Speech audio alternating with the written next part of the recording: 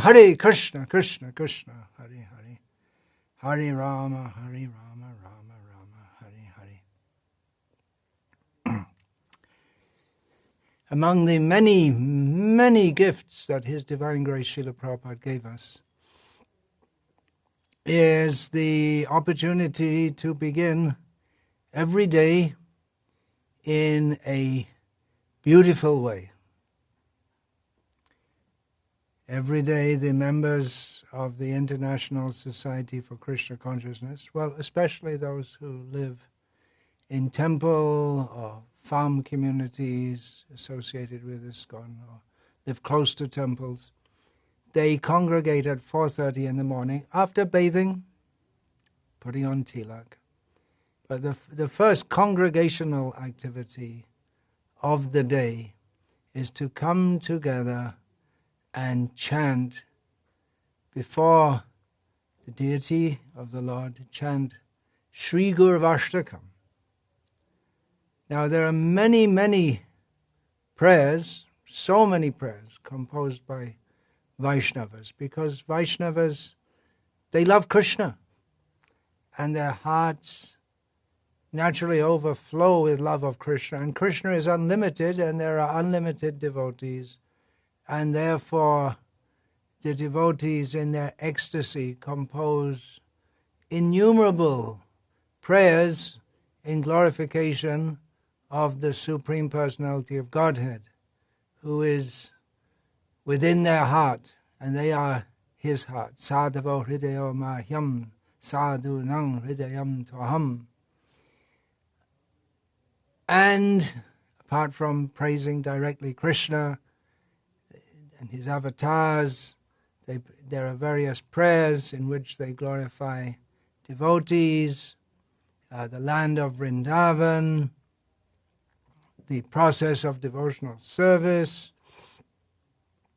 In this way, the Vaishnava literature is unlimited, just in the matter of prayers.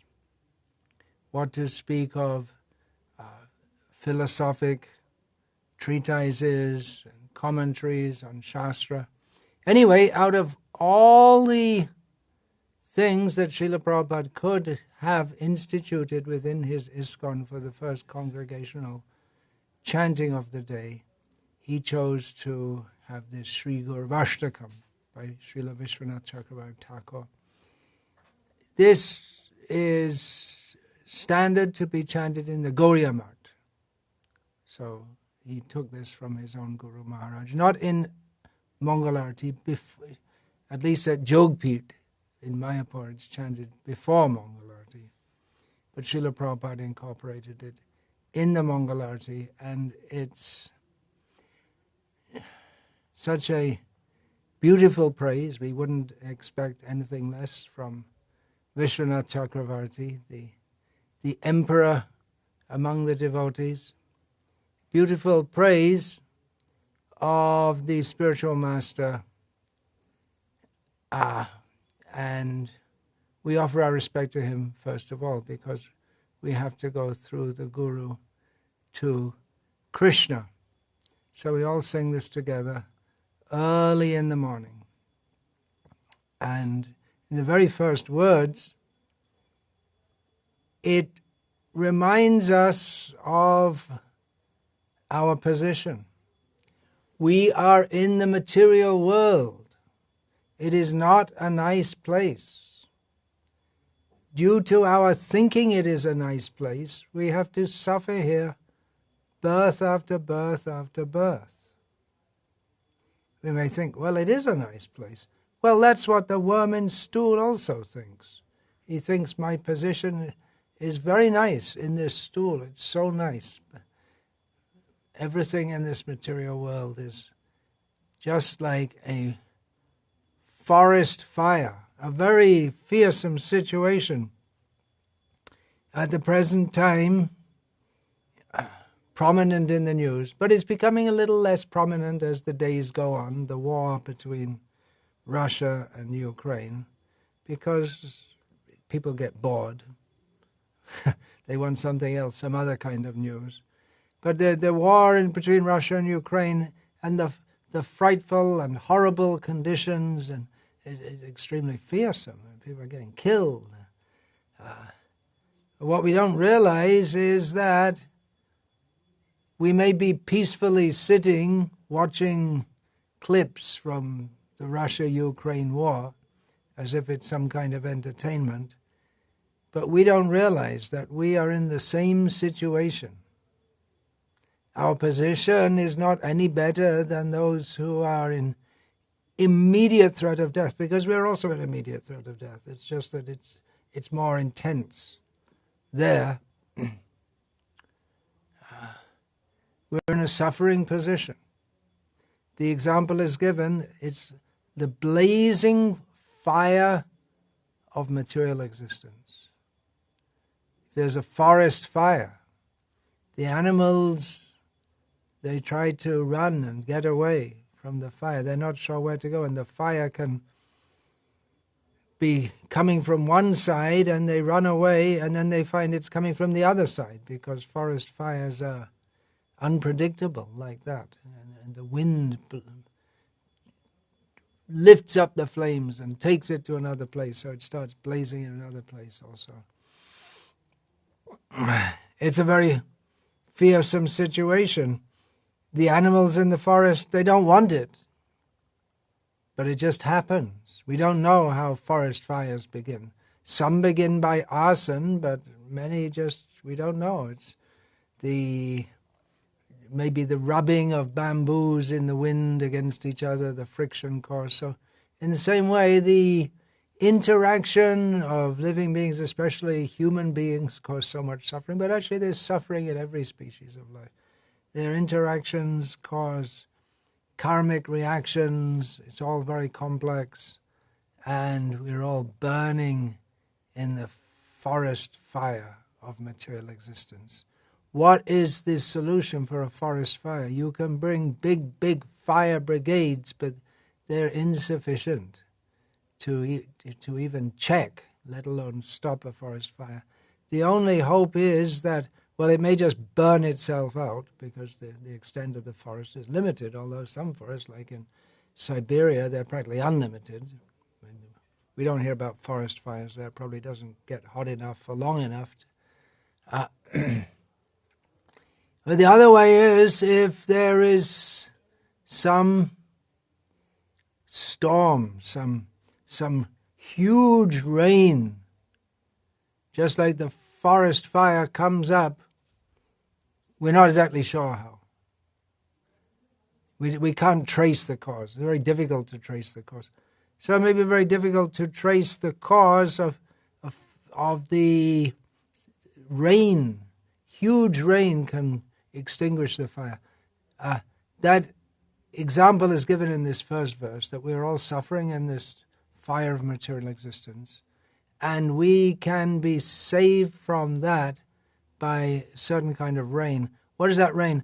That is the rain of causeless mercy.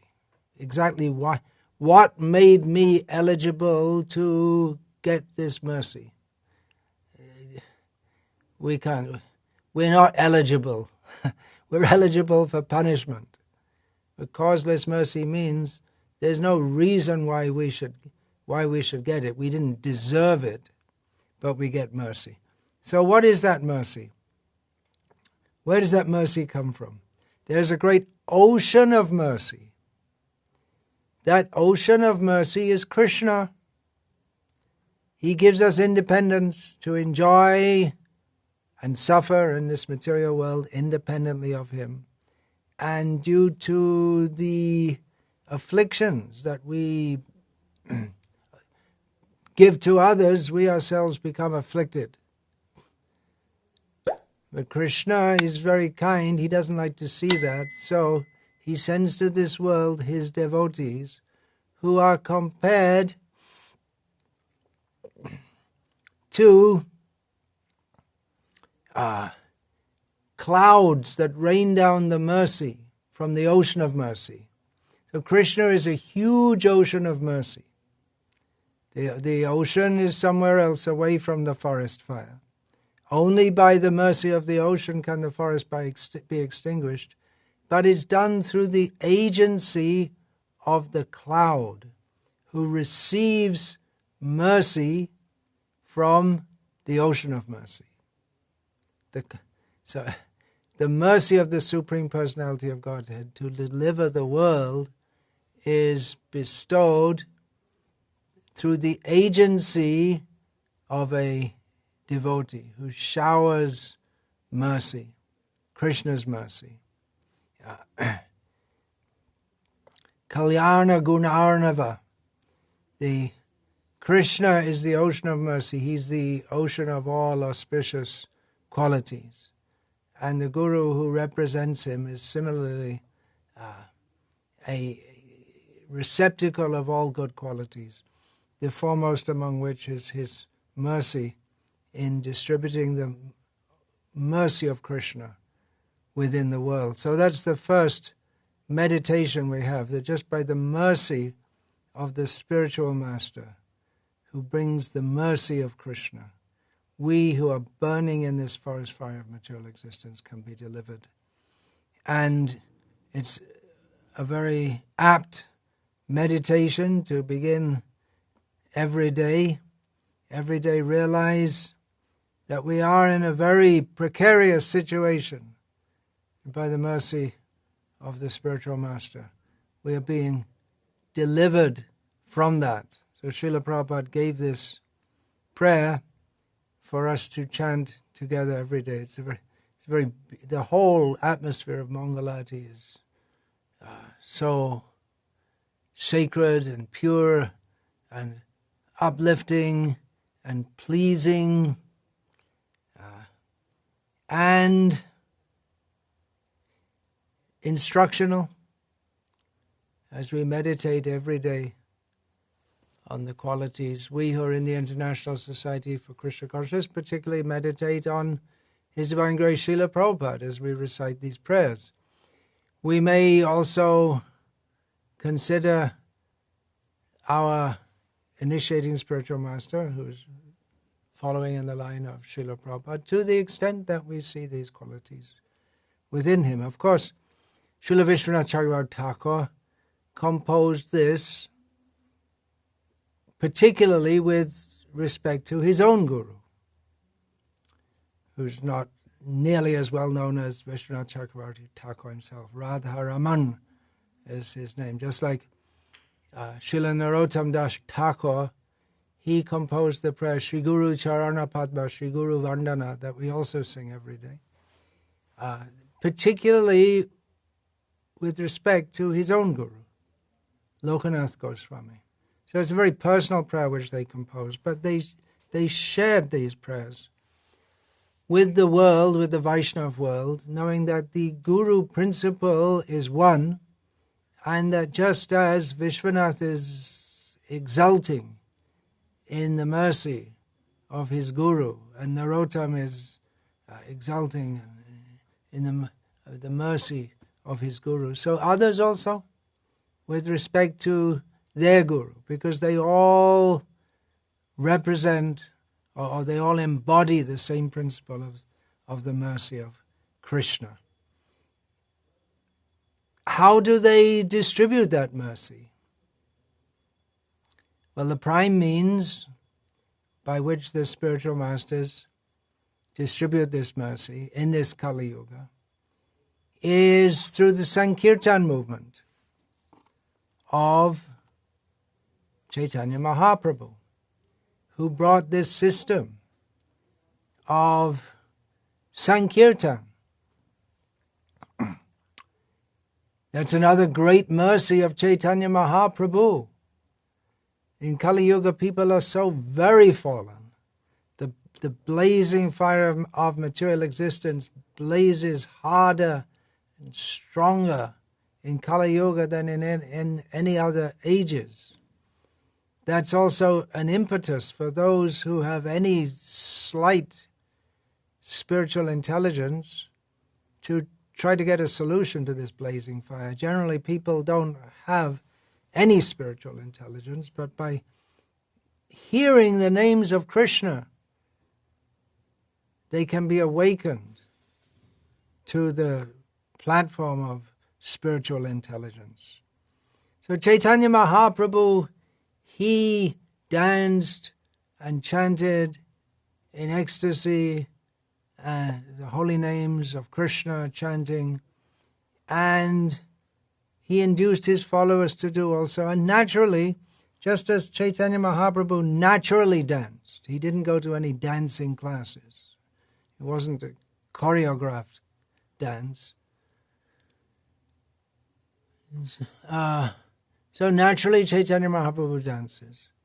And naturally, even people who are very fallen, they come directly in contact with the ocean of mercy, directly in contact with Krishna.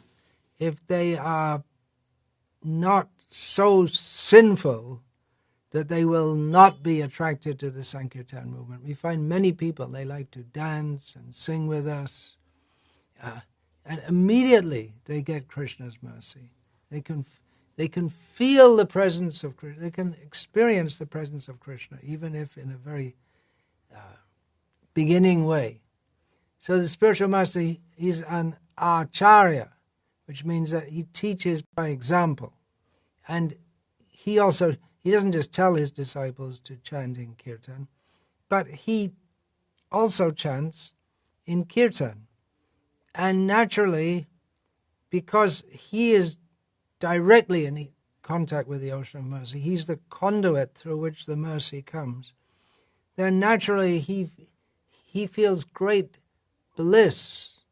And this bliss of Sankirtan is the mercy that awakens the burning living beings, awakens them to their real consciousness and allows them to experience the relief of the ocean of mercy, the rain upon them. Of course, the spiritual master, he teaches, but it's not, sometimes we say spiritual teacher, but it's not like a teacher in a classroom. It's not exactly like that. By his own being Krishna conscious, the spiritual master imparts Krishna consciousness to others. So he shares the bliss of kirtan with them by personally experiencing it, and the symptoms of that are given, that he feels delighted in kirtan with singing and dancing and playing musical instruments. He's delighted due to the mellows of pure devotion.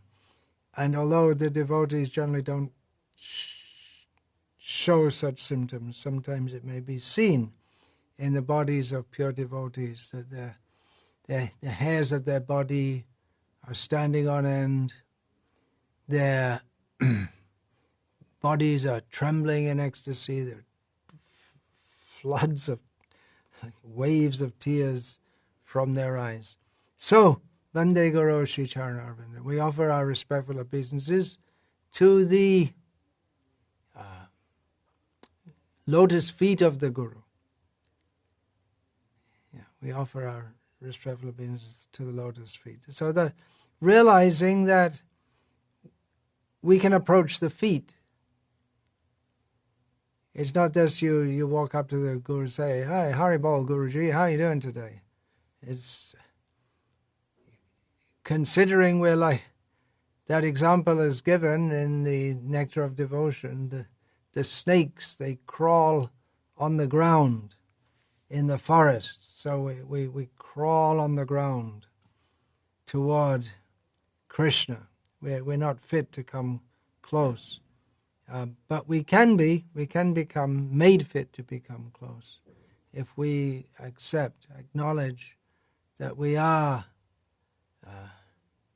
very, very low, and therefore we offer prayers at the lotus feet of the Guru. So that's the first and the second verses. Sangsara dava nalaludha loka charnaya karanya ghana ghanatvam praptasya kalyana gunarna vasya vande Guru Shri Charanarvindam Mahaprabhu kirtana nritya gita vaditra madhyan manasurasena romancha kampa shrutaranga bhajo vande Guru Shri Charanarvindam. Just the very words, the poetry, the sound, the cadence, it's so, we can use the word beautiful. It's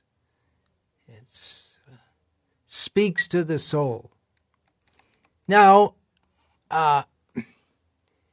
the gurus, they teach, it's gurus, Vande Gurun, Isha Bhaktams. We offer respects to all the gurus. We have a specific guru in mind. There are so many gurus, and they teach the process given by Chaitanya Mahaprabhu, and that is practical also. They give us the practical service to Krishna. Yuktasya bhaktangs, here is described in the third verse. Shri vigrahara dhana nityanana shringaratan mandira marjana dau yuktasya bhaktangs chanayan jatopi vande guru Shri Charanaravindam. Yuktasya bhaktams. He engages the disciple. Yuktasya. He himself is engaged in service to Krishna. And bhaktangs cha niyunja. He also engages the devotees in service to Krishna, specifically the deity form of Krishna, who is served in various ways. There are so many services to be performed in the service of the deity, beginning with keeping everything very clean, including the temple. Deity worship is actually a very involved process if it's to be done properly. There are many things to do. So by engaging the devotees in the service of the deity, as he himself is engaged in the service of the deity, then the spiritual master, he engages with all the senses. The kirtan is chanting, Hare Krishna, Hare Krishna. O Krishna, O energy of Krishna, please engage me in your service. So the practical manifestation of that is to engage in deity worship in various ways, which helps us to re-establish our eternal, forgotten relationship with Krishna. And of course, in the Sankirtan movement, especially from the time of Srila Bhaktisiddhanta Saraswati Thakur and continued very much by our own Srila A.C. Bhaktivedanta Swami Prabhupada, there are many activities in service also for preaching and publishing and distributing books.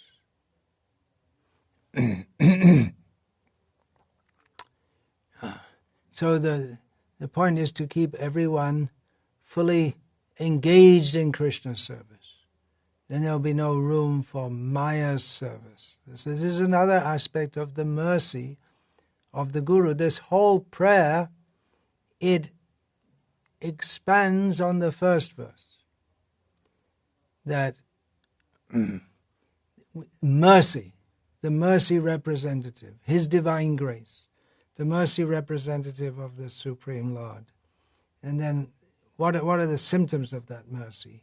He engages us in Sankirtan, engages us in deity worship. Now that's the third verse. Shri vigrahara dhana nityanana shringaratan mandira marjana dau yuktasya bhaktangs chanayan jatopi vande guru Shri Charanaravindam. The spiritual master is always engaged in the temple worship of Sri Sri Radha and Krishna. He also engages his disciples in such worship. They dress the deities in beautiful clothes and ornaments, Shringara, clean their temple, Mandira Marjana, and perform other similar worship of the Lord. Mandira Marjana Dau. I offer my respectful obeisances unto the lotus feet of such a spiritual master. Then the next verse.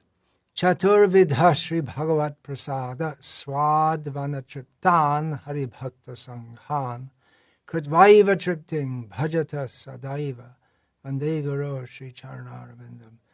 Please note that's Chaturvidha, not Chaturvidha pronunciation. And generally, our devotees in ISKCON sing Sri Bhagavat Prasado, but technically correct is Prasada, Sri Bhagavat Prasada here. Translation of this verse: the spiritual master is always offering Krishna 4 kinds of delicious food, analyzed as that which is licked, chewed, drunk, and sucked. When the spiritual master sees that the devotees are satisfied by eating Bhagavat Prasada, he is satisfied. I offer my respectful obeisances unto the lotus feet of such a spiritual master. We might think, well, this doesn't seem so very spiritual, especially if we consider the following verses about the spiritual master is eager to glorify the pastimes of Radha and Krishna and serve Radha and Krishna in the groves of Vrindavan, talking about prasadam. But prasadam, it depends on our attitude. If we take prasad as something for ourselves to enjoy, and it's something to satisfy our senses, then we see it as material. But the spiritual masters also teach to see everything in relation to Krishna, so that we chant in kirtan, that's the second verse, we chant and dance, and it's bliss, it's not material bliss. We dress the deities, we see the beautiful form of the deities, and it's so pleasing to the mind and the eyes and the heart to see the beautiful form of the deities. And taking Krishna Prasad, it's also very pleasing, but we have to see that in relation to Krishna, and then we can understand it's a completely spiritual activity, on the same level as chanting Hare Krishna. It's not a material activity, because we take prasad to help preserve the body so that we can have energy to serve Krishna. That doesn't mean that it's on the mundane platform. It's absolutely spiritual, and the spiritual master, he is very keen to serve Krishna by offering so many nice foodstuffs, and he likes to see his disciples also honor prasadam, and that is very much part of Vaishnava tradition. We know in the Sri Vaishnava Sampradaya, Tirumangayalva, I believe it was always daily distributing, calling all the devotees, and distributing, feeding them, distributing prasadam to them. And we see in the pastimes of Chaitanya Mahaprabhu, described in detail, so many feasts. It's not mundane. Srila Prabhupada also, he sometimes joked, but it wasn't a joke, that so many people, so many devotees in the West came to him because of prasadam. So it's a great attraction. We know if someone comes, at least it used to be like that, if someone comes newly and they start eating lots of prasad, we know this one's going to be a devotee, because it's prasad, it's mercy, and people who are devotionally inclined can appreciate that more. Everyone appreciates prasad, unless they're a real demon, and even the real demons, if you can somehow induce them to take prasad, they'll change. It's a great secret weapon, the prasad. So the spiritual master, he's in the spiritual world, as we will hear in the next 2 verses, especially, but he's very much here also. How can he bring the mercy of the Supreme Lord to this world if he's just completely in that world? He's very much involved on this platform also. He wants to see that the devotees, they're happy and they're serving and they get prasad and to nourish their bodies, and not to, it just nourishes the body, it nourishes the soul. He's very happy, likes to see Krishna serve very nicely, give her nice foodstuffs, and then distribute that to the devotees. He becomes very happy to see, oh, they're satisfied. Then the spiritual master becomes satisfied, and Krishna becomes satisfied. Krishna wants his devotees to be happy, not with sense gratification. Taking prasadam is not sense gratification. Now we move to contemplation. You see, this contemplation is going on every morning as we sing these verses. Every morning we start at least the first congregational activity. We may chant some rounds before Mangalarti also, but great meditation. At the same time the arati is going on, that we see the spiritual master living among us, talking, eating, sleeping, walking, sometimes getting sick. It may seem like that. But then who is this person? What is the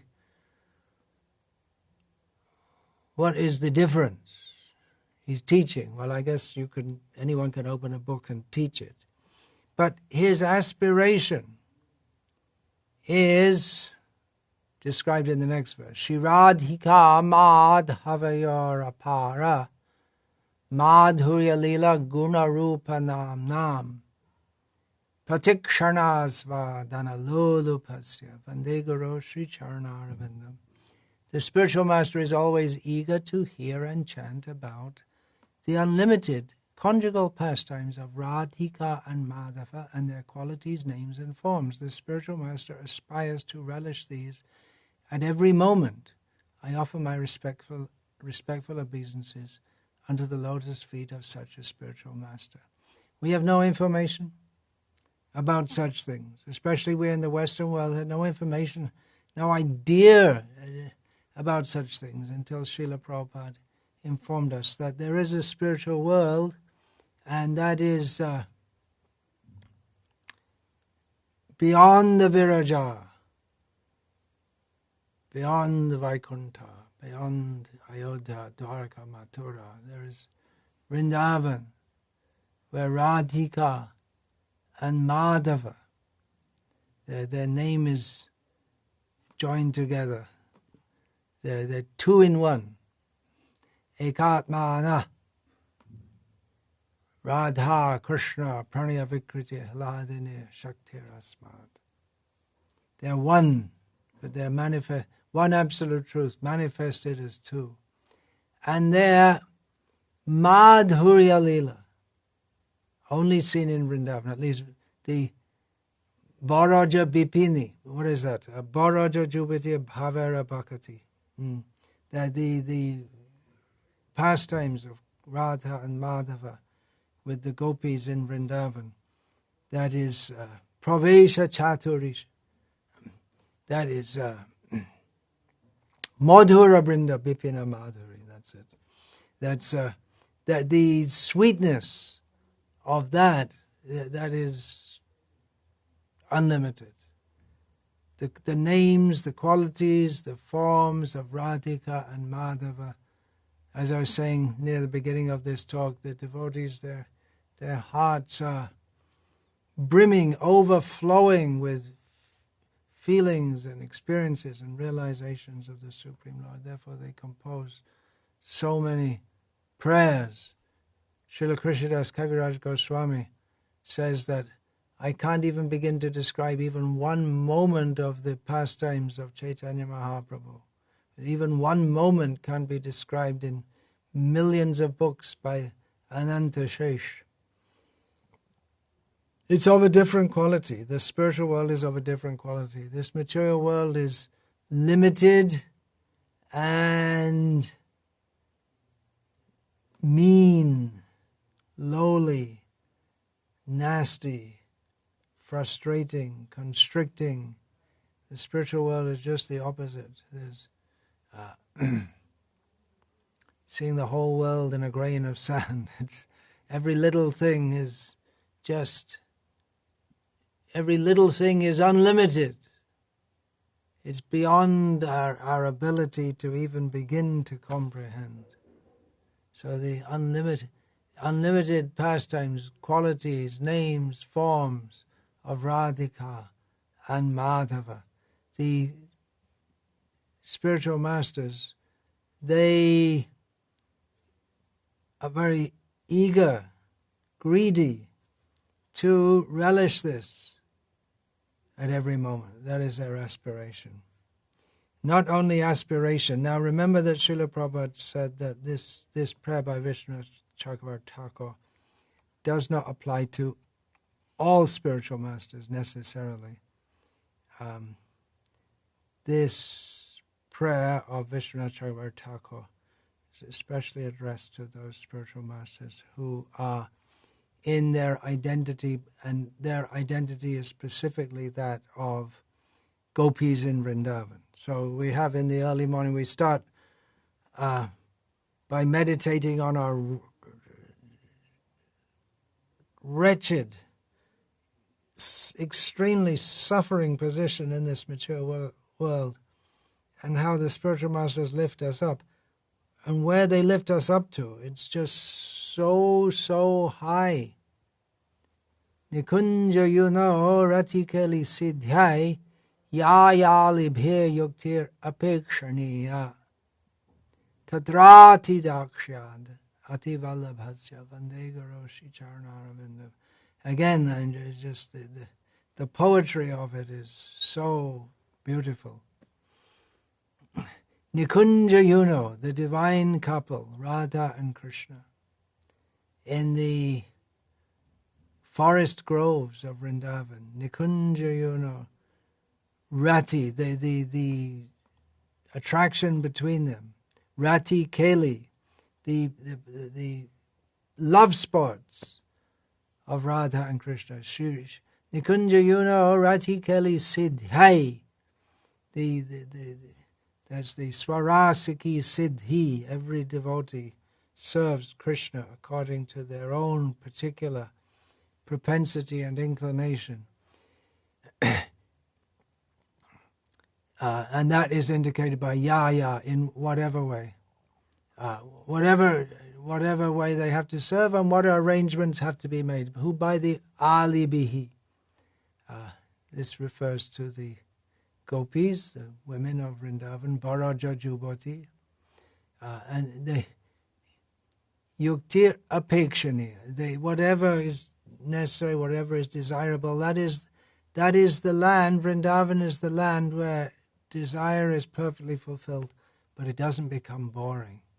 It's a land of tremendous desire, but it doesn't become boring. Everything everyone does in Vrindavan is simply that Radha and Krishna will be pleased. And the gopis, they are fully engaged in that with no other thought.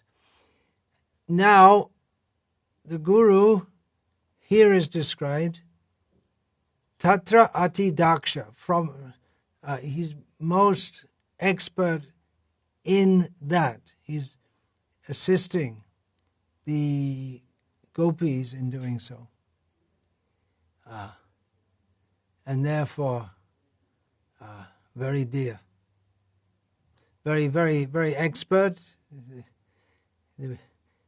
and in assisting, and very dear to Krishna and his devotees for that reason. The spiritual master is very dear because he is expert in assisting the gopis, who at different times make different tasteful arrangements for the perfection of Radha and Krishna's conjugal loving affairs within the groves of Vrindavan. I offer my most humble obeisances unto the lotus feet of such a spiritual master. So this takes us, at least we can think how high the gurus want to take us, or how high the potential or the possibilities are. We might not go. We might find as we go on in devotional service that our propensities awaken in a different way. We may be inclined to the worship of Sita and Ram. We may be inclined to the worship of Rukmini Dwarkadish. But the possibility is there. That is opened to us. by the gurus in the line of Chaitanya Mahaprabhu. This is Vishwanath Chakravarti Thakur. He is giving us this. We received it from Srila Prabhupada, who is giving us this. And the spiritual masters, they're meant to nourish their disciples up to this level. There's a lot of work to do at the ground level, both cleaning our own hearts and propagating the Krishna conscious movement to help clean the hearts of others. But this is our aim. Look high. Be ambitious.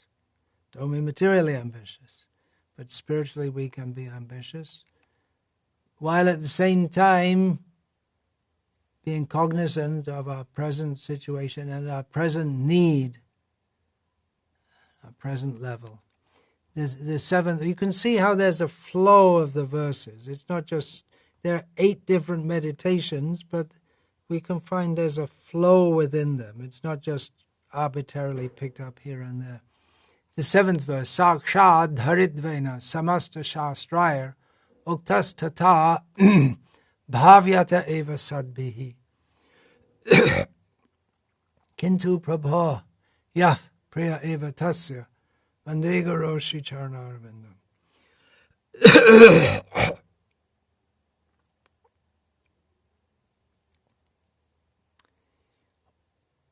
The spiritual master is to be honored as much as the Supreme Lord because he is the most confidential servitor of the Lord.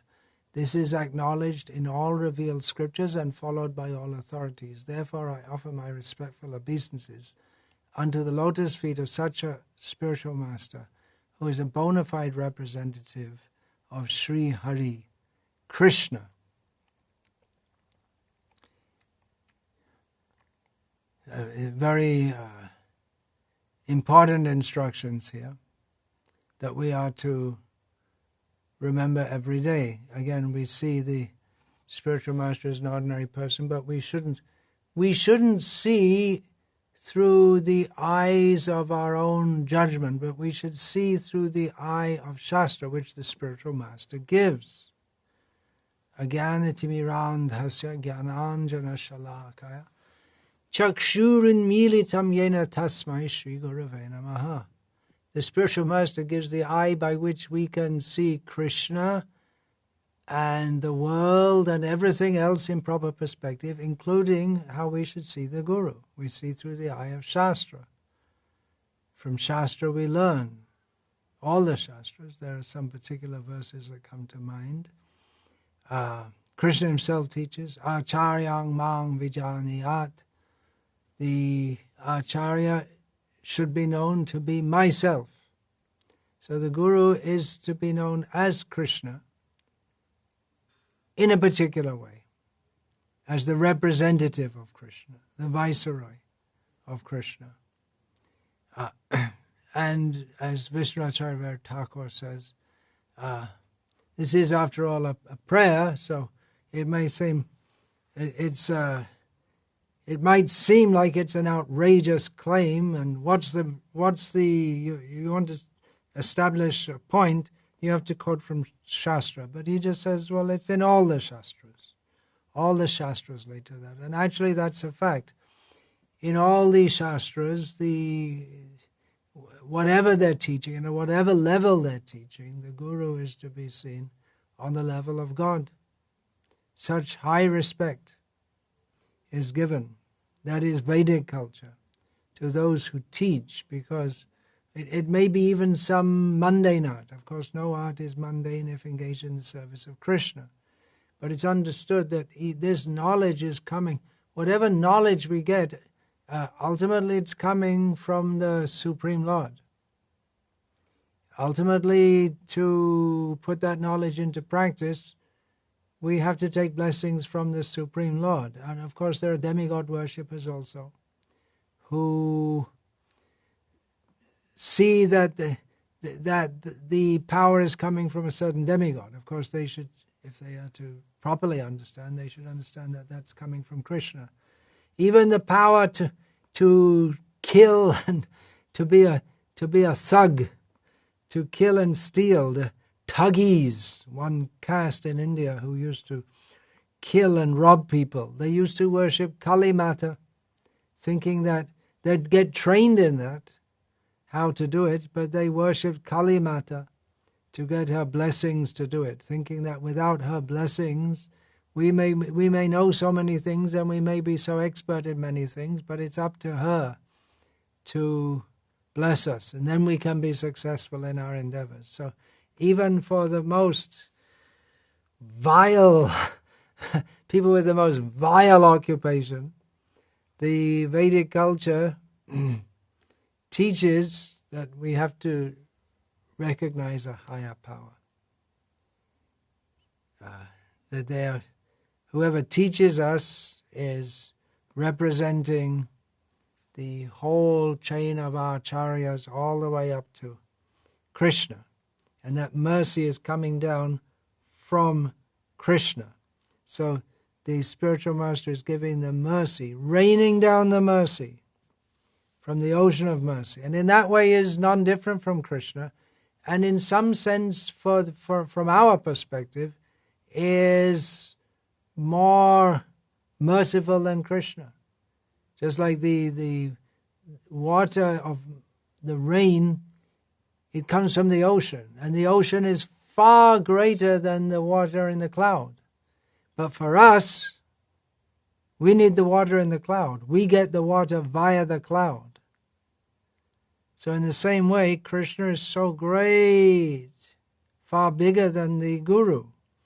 But for us, we get the knowledge through the Guru. We get the mercy through the Guru. So for us, in that sense, the Guru is even more important than the Supreme Lord himself. But the same and different. Acharya Chaitya Vapusha. The Supreme Lord is within the heart guiding us and comes before us in our manifest vision as the acharya. We may be misled if we consult our heart. Follow your heart. Oh, be careful, because in our heart there are so many wrong ideas. But the acharya comes and teaches us to clear all those wrong ideas out of the heart and understand everything properly. So we may take wrong ideas from our heart by consulting our heart, but when we're clearly, unambiguously told what is the desire of Krishna by the representative of Krishna, then if we're sincere, we follow. And that was a great gift of Srila Prabhupada. He made this Vedic knowledge so clear and simple and easy to understand that even a child can take part in it, or even a dog can take part. He was specifically referring to the chanting of Hare Krishna. Therefore, we worship the spiritual master on the level of the Supreme Lord, knowing him to be very dear to the Lord. Why dear? Because Nachatasman Manusheshu Kastya Me Priyakritama. Because he teaches this knowledge of Bhagavad Gita to the devotees and to potential devotees also. And in this way becomes very dear to Krishna. And then the last verse, just 8 verses, but so much is there. Yasya prasadad bhagavat prasado yasya prasadam nagati gatopi dhyangs tuvangs tasya yashastri sandhyam vande guru Sri Charanarvindam. By the mercy of the spiritual master, one receives the benediction of Krishna. Without the grace of the spiritual master, one cannot make any advancement. Therefore, I should always remember and praise the spiritual master. At least 3 times a day I should offer my respectful obeisances under the lotus feet of my spiritual master. So this brings us full circle. In the first verse we meditate on how we are burning in this material world, receiving mercy from the rain cloud and of the spiritual master, and then the manifestations of the mercy of the spiritual master. engages us in kirtan, in deity worship, gives us prasad, he directs us to the highest land of Vrindavan, in this way understood to be a representative of the Supreme Lord, but one and different, and by that mercy, the whole prayer is describing his mercy. And then by that mercy, we can get the mercy of Krishna. If the spiritual master is pleased, Krishna is pleased. If we displease the spiritual master, we displease Krishna. And then, nagati katopi, then we're nowhere. We're not going anywhere. We may be very intelligent, we may have our own schemes, we may be great pundits. We're not going anywhere. Krishna won't be pleased. Krishna's made the system. You become the servant of the servant.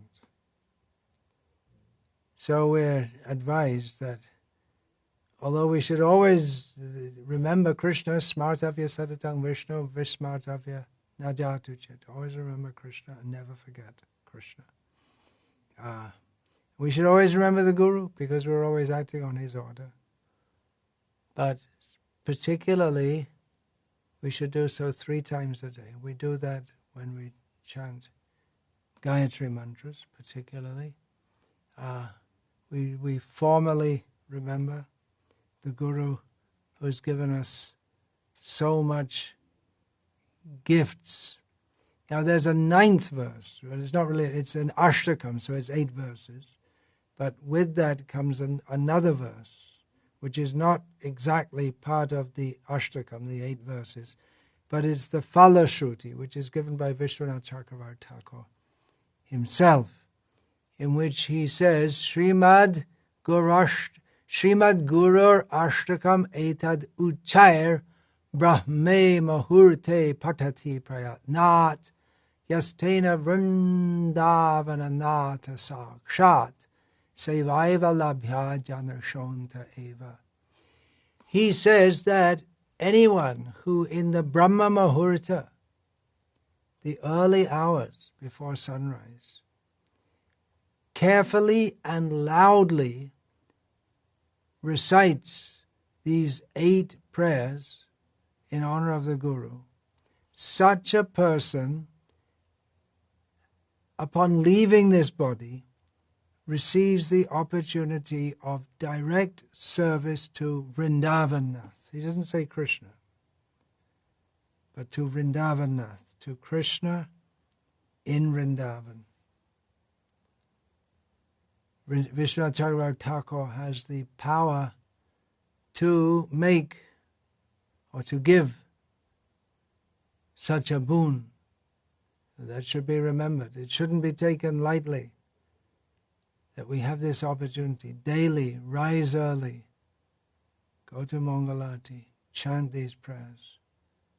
It's such a great meditation, beautiful meditation, meaningful meditation to start the day, and it opens up the happiness of every day. Begins with the happiness of remembering that we who are burning in the forest fire of material existence are now being lifted up. I'm a worm in stool, but I am now, by the mercy of my spiritual master, I'm being lifted up. I have the opportunity, whatever nonsense, rascal things I may have done, said, thought, every day is a new chance, every day is a new start.